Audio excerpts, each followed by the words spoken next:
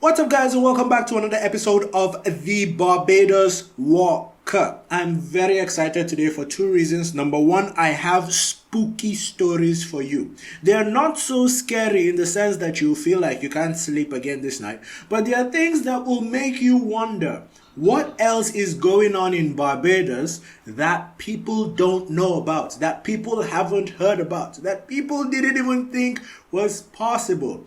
The second reason I'm very excited is that we have passed 1,500 subscribers. That is a huge number. That is a huge milestone. Thank you to everybody that subscribed. For those of you who are watching who haven't yet subscribed, what are you waiting for? We have so many beautiful stories like this coming up. We have different content that we are planning on making. We have collaborations that we are still working on. There's so many things that this channel can become, and I want to see it grow with you guys. So make sure you subscribe. Tell me about your ideas. What videos do you want to see me make more of? And we will work on that. So let's begin. We have two stories today.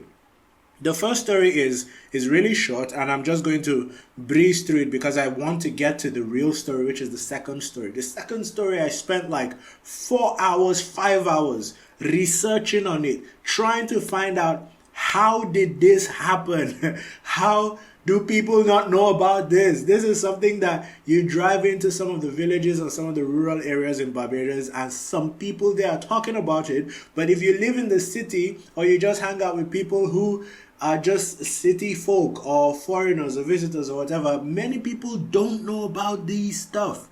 And coming from Africa, I mean, it's normal to see paranormal activities, to experience things like possessions, deliverance, exorcisms, those kind of stuff, because in Africa we are very religious, right? Many countries in Africa are very, very religious. And when you hear that a country is religious, you're usually thinking they pray to God, they go to church and all of that. That is not what being religious means. When you hear a country is religious, it means they practice both, quote unquote, the good religion and the bad religion. There are people who are trying to work with God, who are trying to live a holy life, who are trying to, further peace in society and try to contribute and have a positive impact in the world before they die. And there are those people who are working hand in hand with the devil and with demons to try to make life horrible for other people. When you watch Nollywood movies, many of the things you see in Nollywood movies are not just fiction. Many of them are based on true life stories. Many of them are based on real things that happen in villages in Nigeria. They go to native doctors, they find charms, they do spells and those kind of stuff. So you're familiar with it. And it's not just in countries in Africa, for example. You have places in India, you have places in the Philippines, you have places in South America like Brazil, you have places in Mexico that actually do all of this stuff. And it makes sense. If a country is religious, there is going to be the positive side of the religiousness of the country, and there is also going to be the negative side. Even in places in the United States, you see all these documentaries, paranormal activities, and so on and so forth. And that is the downside of that. For some reason, however, I didn't imagine that Barbados is going to have these stories. I mean, Barbados has a very strong religious history. In fact, Barbados up till now, you have a large percentage of people who are still religious and who go to church and who believe in God and who understand that there are angels, there are demons, and good actually has a spiritual impact in the world, and evil has a spiritual impact in the world as well. I knew that, but I didn't know that they were going to also have like all these stories that sound very like they are coming from Africa, or they are coming from Mexico or Brazil or India or Philippines. I didn't know that they were going to have these stories. That's why I was very surprised when I read some of this. The first one is about the Garrison Savannah. So If you guys know the Garrison Savannah, you know that the Garrison is an area in Barbados. It's a UNESCO World Heritage Site. And today it is best known for the horse racing track and the Barbados Turf Club. You have the horse racing that has been there since 1845. The venue hosts 3 main racing seasons each year. There is the prestigious Sandy Lane Barbados Gold Cup, and that one is I think is the biggest. I'm not into these things, but that Sandy Lane Barbados Gold Cup, it actually attracts international competitors and is one of the biggest sporting events in Barbados as a whole. But beyond horse racing, you also have public events, you have sports, you have exercise and recreation, you have historical tours. Like the area is part of the Garrison Historical Area, and they feature tours of the main guard house, the clock tower, the George Washington House. Fun fact, George Washington, who was the president of the United States, never left the US except when he came to Barbados. Isn't that very interesting? He never left the United States except to visit Barbados, and then he went back to the United States. So you have the George Washington House and you have the Garrison Tunnels. So Garrison Savannah is a very vibrant area, right? You can go there, you can exercise there if they're not using it for something important, like maybe an Independence Day parade or something. You can just go there and exercise there. You can visit the place. You can go when they are doing horse racing and you can just see a bunch of horses and whatever. However, many people don't know that this site is also notorious for ghostly encounters and ghost sightings and paranormal activities. In fact, it appears that security guards and locals have actually reported seeing the specter of a little girl crying for her father. So, randomly in the night, from nowhere, there will just be a girl that will appear there and she will just start crying. You ask her what's going on. Her father, she's looking for her father. And then after a while, the girl just disappears. Nobody knows where she went to. Her father never came to pick her up. She didn't leave the stadium. She just disappeared and nobody can find her anymore. And that has happened multiple times, apparently. You also have unexplained noises, right? You just start hearing noises in the Garrison Savannah area. Another very crazy thing about that area is that they keep horses there. Sometimes they're going to keep horses there. Maybe they are training the horses, or maybe the horses are there in preparation for something. I don't know. But whenever I drive past there, I usually see horses there. And in the night, the horses will start behaving erratically, as if something is trying to come for them, or as if something just passed by them very quickly.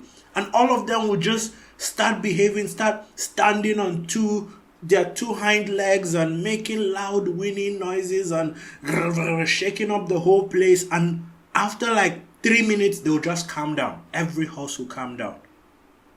And on some crazy nights, oh God, this place probably needs a full-blown exorcism. On some crazy nights, guys, when the horses finish doing all of that stuff, then the girl is going to start crying for her father again. Oh, I'm laughing, but it's not funny for the security guards. Imagine you're a security guard, and even worse, right? Maybe in Barbados it may not be that significant, but just imagine yourself coming from Africa and you got a job as a security guard in Garrison Savannah, and now you're thinking it's just a normal night shift. I mean, they don't do a lot of armed robbery or whatever, and what are you even going to rob in the Garrison Savannah? So you're expecting it's going to be like a relatively chill, guard duty. You just stay there all night and make sure nobody tries to sneak in or something. And all of a sudden, all the horses go crazy and a random girl in white dress is crying for her father. Then she disappears. Lord have mercy. that will be my first and last week as a security guard in that place. I can't even imagine. But when I looked into this some more, I realized that it's not so common. Like, it's not something you expect to see every night or every week. Apparently, it happens every once in a while. So, it's not as, serious or as terrible as I think it is, right? This is something else that people have reported seeing there. And this is just, obviously, again, like I said, these are all stories, right? So you're not going to see like scientific evidence of a ghost or something like that. It's just you talk to a local and he will say something, and you talk to another local and he will say something else. The stories are not exactly the same, but you generally get the idea of what people say either they have experienced personally or they know someone who has experienced. Another thing is the old British barracks and surrounding buildings are said to be haunted by spirits of soldiers and children from the colonial era, which again is crazy. I can possibly train myself to get used to horses acting erratically. Like, if a horse does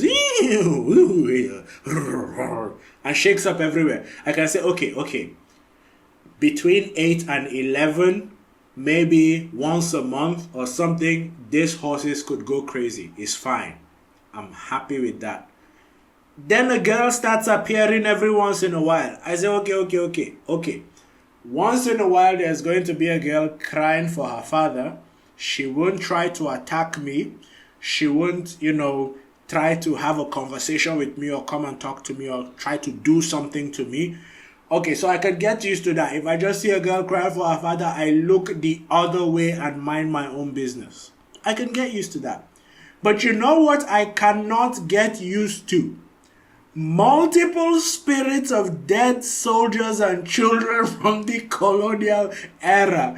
Imagine being a guard in this place, and one random 1 a.m. in the morning, you see 50 ghosts.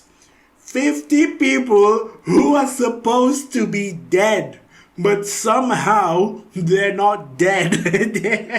they're looking at you in the night. Some of them are crying.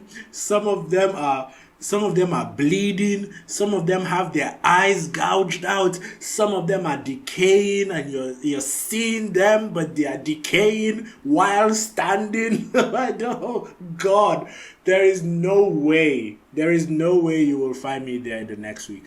I will put in my 2-week resignation and my 2-week notice, and I will stay at home for all 2 weeks until my notice expires, and I will move far from there. You will not see me there again. But for some reason, this is the good part anyway, for some reason, a lot of people that go there for all these public events, sports, exercise, recreation, historical tours, all this stuff that I mentioned, many of them, like more than 99% of them, haven't experienced any of this. So I'm wondering, do these things happen in the night, like midnight? Because many of these events don't stay past, like the latest they will stay sometimes is like 8 p.m. or something. I don't know of any event, one of the public events that has lasted till like 2 a.m. So many of them finish, even if they stay till night, they finish quite early and then people go home.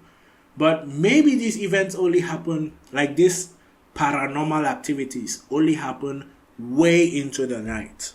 That is one possibility. That's why many people haven't experienced them. The second thing I'm thinking is maybe the spectacle or apparition or whatever is going on doesn't want to be viewed by multiple people. So it waits until there are just 2 guards or 1 guard or 1 person doing a shift and something, and then it appears. So it's more like believe it if you want, but you only have 1 person who claims to have seen it, right? So it's not that credible. I mean, there are many stories, even in the United States, where all of these apparitions, it just come from 1 random old 70-year-old man or 80-year-old man that nobody believes. Everybody thinks he's senile or whatever. And then it turns out to be true, and then by then 7 people are dead and stuff like that.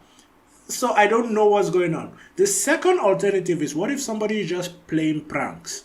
What if a couple of security guards, this is another theory that people have, that a couple of security guards who were working there and who were friends, right? Because if you're working with people, you build friendships and stuff. They just decided to play prank on, the rest of Barbados community and just came up with a bunch of fake stories and spread it. And then you know how rumors go.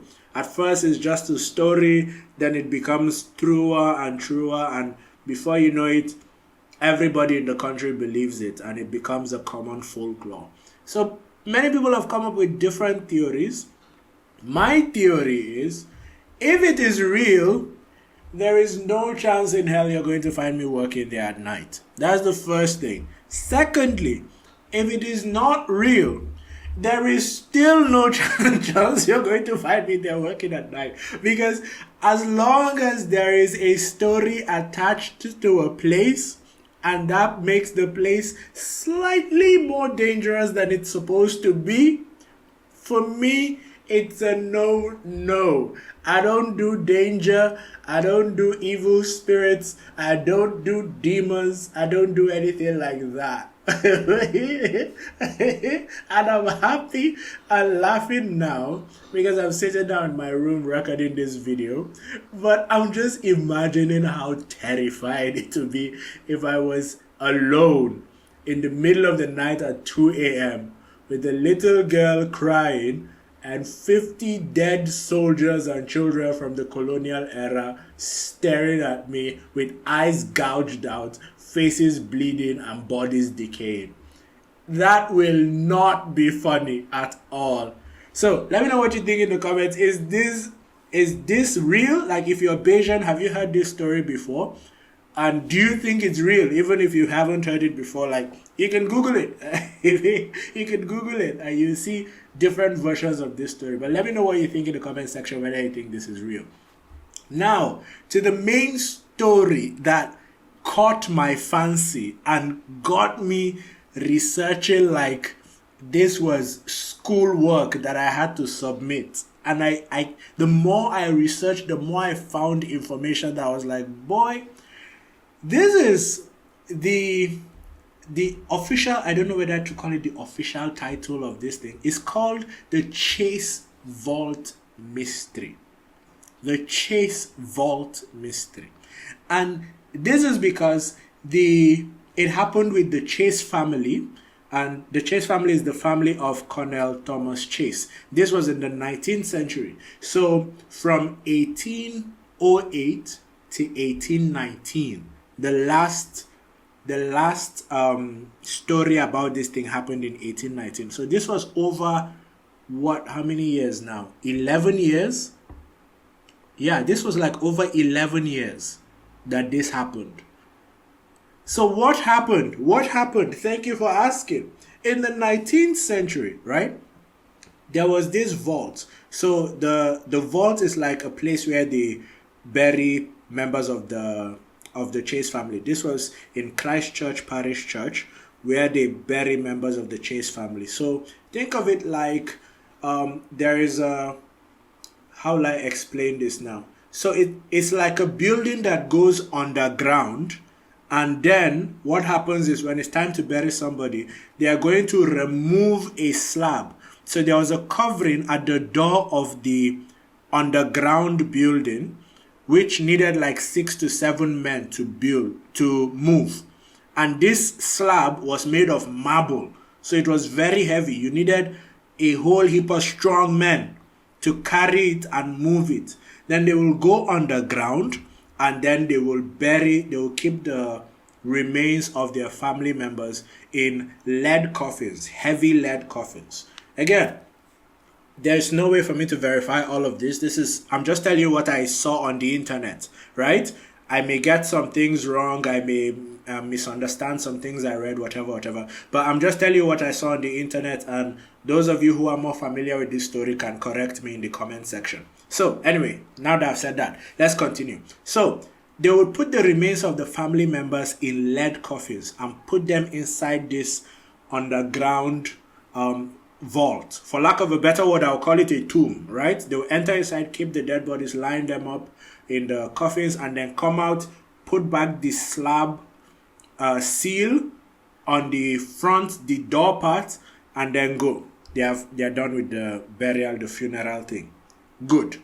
So the first person that they buried was this woman, Mrs. Goddard. She was a member of the family. They buried her in 1807. Everything was fine. They placed her coffin inside the vault, came out, sealed the vault back, and went. Then in 1808, a 2-year-old Anne Maria Chase was buried there. So the very next day, a 2-year-old died and was buried there. 4 years later, Dorcas Chase, who was 12 years old at that time, in 1812, died and was buried there, the same place. So it's a big room kind of situation, and they just keep the coffins next to each other lined up. So now we have Mrs. Goddard in 1807, then 1808 we have Anne Maria Chase, then in 1812 we have Dorcas Chase, right? Everybody is there peacefully. When they open the slab and the seal, nothing is wrong. Nothing has happened, okay? Now, that same year when they buried Dorcas Chase, the 12-year-old Dorcas Chase in 1812, that same 1812, Colonel Thomas Chase died, and he too was supposed to be put in that Chase vault. When they opened the Chase vault, they found out that all the coffins were scattered about. Like this one facing east-west, the other one facing southeast, the other one, everything was just scattered. And these are heavy lead coffins. So plus there's a human being inside, right? So you can't just say, oh, it just slid or wind blew it or something. First of all, how is wind blowing it? It's underground, right? So you can't just say it just moved. And if it moved, it should be off by an inch or 2 inches. It shouldn't be all the way to another side of the vault, turned the other way, and this one turned the other way. So it was very confusing, and people are like, what could have scattered this place like this? So they just put Colonel Thomas Chase inside there, and then they sealed it back. This thing repeated itself again in 1816 and again in 1819 when they wanted to bury somebody else there. And 1819 was the last time that the vault was opened. Apparently at that time, the governor of Barbados, who was then Lord Combermere, came to the place, and that was the last time that that place was opened to bury somebody. I think they took out all the coffins at that time and buried them separately, and the paranormal activity stopped. So here is the problem. Here is the problem with this story. People came up with so many reasons. One of the first reasons that they came up with was that the colonel was too cruel during his lifetime. That he was too cruel, and he was such a wicked man, and this and that, that everybody else in the family was happy to be buried together alone, like together with themselves. And then when Colonel Thomas Chase died and he was supposed to be buried with him, they were so angry and they didn't want him to be buried with them that they made a mess of the whole place and scattered the whole place. So that is one theory that a bunch of people came up with. Another theory was that there was just paranormal activity. Maybe these people, because they were a well-to-do family, right? This is another theory based on, quote-unquote, the cruelty of Colonel Thomas Chase. And it makes sense because if you're a military person, naturally you're going to be a stern man and a no-nonsense kind of man. But I think people thought that Colonel Thomas, I don't know about the life of Colonel Thomas. I couldn't find a lot of stuff about him. But people probably thought that he was such a brutal, no-nonsense, shrewd man, and he was too wicked. Like he took his his wickedness to the next level, and that was what caused it. But then I was checking, like, how was he wicked? Nobody has I didn't find anything about him, like, killing people or beating his family members up or something. Like, I didn't find anything. So I don't know where that wickedness story is coming from, right? So another thing that people were saying is maybe because their family was somewhat well-to-do, that they used, like, some weird means to get their money. And this comes back to Colonel Thomas Chase was a wicked man, and he did some evil things. And now the spirits wanted to come and torment their souls, right? And that was why the spirits were, scattering the whole vault and everything so that they can get to them. But I don't think that makes sense, because, well, there is such a thing as a heaven and a hell, and if somebody's soul was so bad and horrible and whatever, the person goes to hell. the spirits don't come to earth and scatter things around to torment somebody's physical body when his soul just gets judged and goes to hell. Do you get it? So that stuff doesn't make sense to me, at least. So that is the spirits and cruelty explanation for that. Scientists wanted to use a more practical, measurable, empirical method of inquiry to resolve this. And they came up with two very beautiful solutions. The first one was earthquake. If there was an earthquake, it could have shaken the foundation of the vault such that the coffins were moved around in disorderly, scattered formation, right? That makes sense. Except when I researched the deadliest earthquake, right, that happened in Barbados in recent times, it was between August 10th to August 11th of 1831, right? And that was because of something called the Great Barbados Hurricane. So the Great Barbados Hurricane was something that it was about Category 4, Category 5 hurricane, and the winds were as high as 5 meters, and they collapsed buildings, sank ships, about all in all. And after it passed here, it went on to destroy things in St. Vincent, St. Lucia, Puerto Rico. It even made landfall in Louisiana, right? Savannah, Louisiana, all that side. The total amount of damage that was caused by that hurricane was about $7 million US. And from about 2,500 to 3,000 people died. There were about 3,000 fatalities, right? So it was a huge disaster. And I didn't even know about this until I started researching this. And during that time, there was, of course, a lot of damage. There was earthquake. There was the waters were crazy. Everything was going wrong. According to this website that I found for the Atlantic Oceanographic and Meteorological Laboratory, this is from the U.S. Department of Commerce, it said, and I'm reading this to you directly, the Bridgetown Press wrote of the destruction in Barbados that the whole face of the country was laid waste.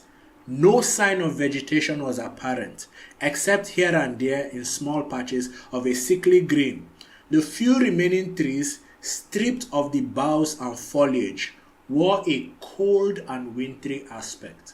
This was the description, guys, of what Barbados looked like after the Great Barbados Hurricane of 1831. And obviously, with this kind of damage, with the disastrous earthquakes that happened and all of those things, it makes sense. Except for one problem. I said that this Great Barbados Hurricane happened in 1831. The incidents that we're talking about took place between 1812 and 1819. So a full over 1 decade before the Great Barbados Hurricane. So it is not the Great Barbados Hurricane, and there is no other magnitude of hurricane that has struck Barbados in that period that could have caused the amount of shaking you would need to move coffins inside a vault, right? Another thing that I was thinking about, if the stuff was the work of earthquakes, right? If it was moved by earthquakes, why didn't it severely damage everything else around the vault? Why didn't it also severely damage the vault? Why did it specifically target only the coffins and move them? I didn't know earthquakes used to pick things specifically in an environment and move them, because there were things around, right? The businesses around, the homes around, their stuff weren't damaged and moved around. It was just the things inside the vault, the coffins inside the vault. So that doesn't make any sense to me. You let me know if that makes sense to you. Other people came up with other theories. There's so many theories about this. But other people came up with theories like flood. They say, okay, maybe underground was flooded, and then the flood was so much that it lifted up, because the coffins maybe started floating in the water, and then when the water drained out, it landed somewhere else, and that is how it now looked like it was scattered. There are a few problems with that. Number one, there wasn't a record of that much flood, the amount of water that would be required to do such a thing. The second problem with that is these were supposed to be heavy lead coffins. Last time I checked, the kind of things that will float very easily in a flood would be wood, right? If you have wooden coffins, it makes sense that will float very easily. If you have heavy lead coffins, it will sink in a flood, so the waters won't be able to carry it. And even if that is not the case, the more important fact is that there was no trace of such kind of flood in the vault. There was no water damage of something or whatever. There was no testing was done. There was nothing. So it's just a theory, but such a theory should leave back evidence or clues or something to say that water filled this whole place and moved around and moved things around and stuff like that. That evidence wasn't left behind. So is it spiritual water that flooded the vault or something else? All right. Another theory. So we have gone through a couple of theories now. Another theory is treasure hunters. Treasure hunters probably thought that such a guy would be buried with some treasure. Maybe his suit will be an expensive suit, or he was wearing an expensive shoe, or maybe he had gold coins in his pockets, or he had some money, or maybe he had certain strange spiritual practices that made him get buried with some rare artifacts or priceless gems or whatever. Maybe they didn't know. Maybe they just wanted to test it, to see if they would be lucky and find something in the vault. And then they broke in and then scattered the whole place and didn't find anything and left. The problem with that is that there are no signs of entry. Remember I told you, the slab in front needs about 6 to 7 men to carry it. All the other places around are closed. Also, this place is not in this vault I'm talking about isn't in some random forest very far from civilization or the city where it's going to be I don't know, nobody is there or something. This is around where people are, right? Remember, this is the Christchurch Parish Church. So this is around where people are. And such a 7-man operation with at least one man to stay out as a lookout is going to be noticed, right? If you just see like 8 people going to 8 people going to a burial ground and standing around a vault and then trying to move things around and enter inside, that looks very fishy. That draws attention, right? So it's very unlikely, and there was no sign of any, like no sign of any struggling to enter, trying to unlock certain things and move things around by any human beings. It looked like, from the stories that I read, it looked like these coffins didn't drag around or anything like that. They just moved themselves, like maybe disappeared and appeared to their new positions scattered. Do you get? So they were facing, let's say all of them were facing north. Then this one just started facing east-west. The other one was facing southeast. And they were just facing random directions, far from each other, different from how they were arranged. So that doesn't seem like someone who was looking for treasure. That seems like someone went in and deliberately moved them around. Like, yeah. Which was the other theory, right? Somebody said, what if they were not treasure hunters? What if they were just pranksters and they just wanted to prank the community, right? And so they went in and moved it around and made this. The first thing I'm thinking about is, what's the motive? Why would anybody want to do that? Like, there's no money to be gained, or if it's just for fun, then why do it again and again and again and again, right? Why do it again in 1816? Why do it again in 1819? Why keep doing it? Are you jobless? Do you have no work? Or were they just trying to keep up the prank that they were doing? Nobody else caught on to them. Nobody else saw them doing their pranks multiple times. Even when people started and this is another thing. When people start hearing about certain paranormal activities or whatever, they always try to debunk it, right? So if somebody is trying to debunk something, he's going to pay more attention to it. And so when you go there and you're trying to do a prank, he will catch you, right? He will catch you. The family members obviously didn't want their vault to be desecrated like that. So they probably were paying more attention to that area. The people around, the church around, the businesses around, everybody would probably try to find out who is doing this. So it's very unlikely that somebody was just doing pranks, kept on doing it for years, because this is from 1812 to 1819. That is what, 7 years or 8 years if you count even 1812. For at least 7 years, and nobody caught them.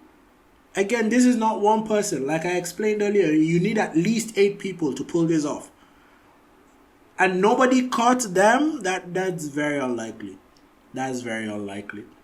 Somebody, I was reading a comment online, and somebody was very petty, and the person says, maybe they just had a family quarrel. He said family members argue all the time. Maybe the family was just having a light quarrel, and then the whole country want to get up in their business, and well, the family was just probably trying to figure out what to eat for dinner, and then they had a light quarrel, and then everybody wanted to get up in their business. And I completely understand that. But obviously that is just joking and making light of the situation. But I couldn't find a single one. When I did more research, there was one that was starting to look and make a little bit of sense. In one account of the instance, this whole thing that happened, I read that the vault had some signs on it, right? Some signs on the walls or around the vault. And it may be that there were some occult practices or people who are interested in something about the dead, or maybe trying to do some, I don't know, magic stuff or whatever. And maybe they wanted to use the bodies for something, or maybe when they wanted to discover something, with their spells or their magic or occult practices or whatever, because that would explain the science. Or maybe the man himself, the Colonel Thomas Chase, was part of the occult or something like that, and he was the one that had those signs put there, and somebody else, maybe members of his group or religion or whatever, wanted to come and do their own stuff after the body was buried. I don't know. But that at least it has something, right? It has the signs. If the signs are really there. Now, what am I supposed to do in this situation? If I was an American doing a documentary video or in a movie, I would say, let's go, guys. Let's go and check out the place and find out for ourselves. But I'm a Nigerian. I'm a Nigerian living in Barbados. I am not about to get myself involved in international spirits. It's not going to happen. I have my own village people.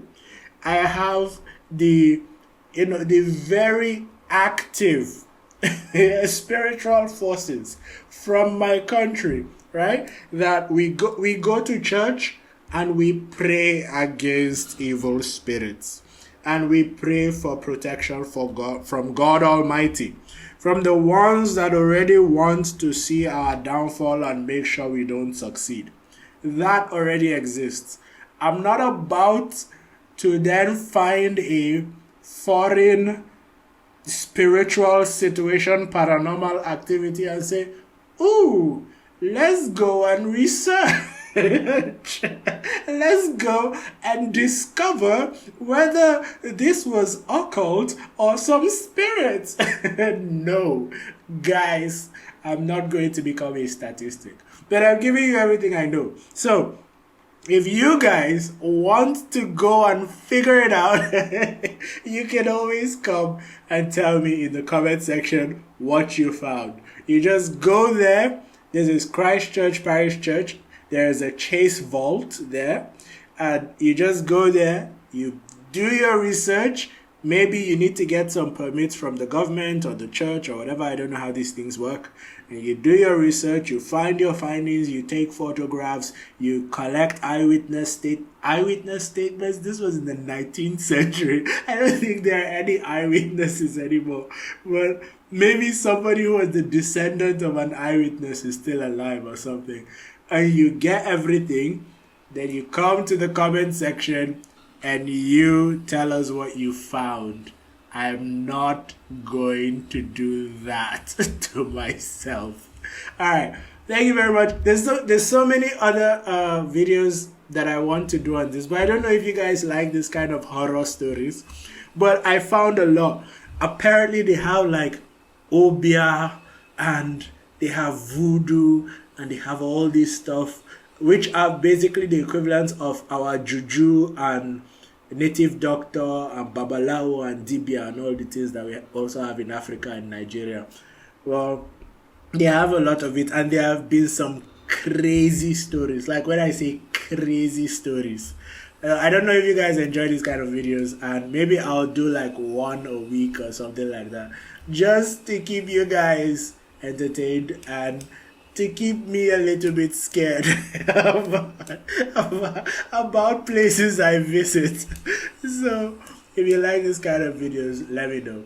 And I'll see you in the next one. Thank you very much for watching this video. Very excited to have all 1,500 of you here. This is a very huge milestone. I'm very happy. Let's try to get to 5,000 before the end of the year. I don't know how possible that is, but this is August. We have September, October, November, December. 4 months in 2025. We will probably need to do like 1,000 subscribers every month. Whoa, that's a big challenge. But let's see how it goes. Thank you again. for watching the video.